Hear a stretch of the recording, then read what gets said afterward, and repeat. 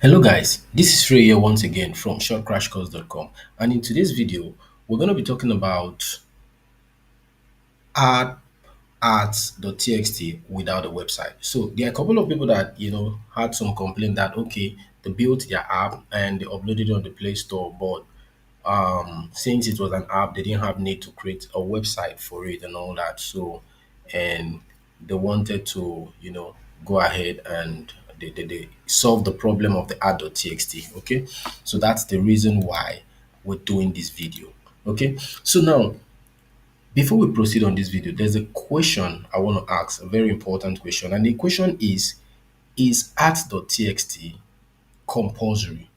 The answer is no. And the second question is add.txt important? And the answer is yes. Now, the reason why you're going to need the apps.ads.txt uploaded is to protect your revenue against spoofing. There are technology, there are situations where people can be stealing your inventory, your ads, and spoofing your ads and be showing ads in your inventory, your property without you knowing. So that's one of the things that the ads app.txt will prevent.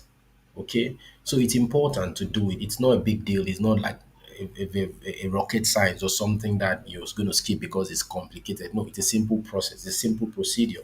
So it's important to do it, but not mandatory. The notification will be showing there and you still be earning your revenue. But as of the last time we checked, Google said it wasn't that like a must. Like if you don't do it, you cannot, proceed to something else or get to use Google AdMob. Okay. So now that that question has been answered, I'm going to move over to the ones that people that have no website. Okay. Now, if you don't have a website and you're trying to upload your add.txt, it's fine. There are ways to handle that, plenty ways to handle that. And one of them is to use Google Blogger. Blogger is free. Set up a Blogger account. Okay.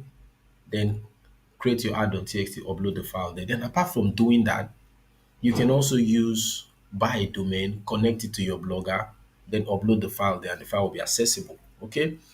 Then apart from doing that also, there are free hosting programs for add.txt. Just go to Google and search for app.txt free hosting. You're going to see a lot of site that comes that allows you to set up an account, set up a free URL, come here, copy the URL, create a TXT file, upload it there, then copy the URL and provide it to Google. Okay, so there are a lot of ways to achieve that.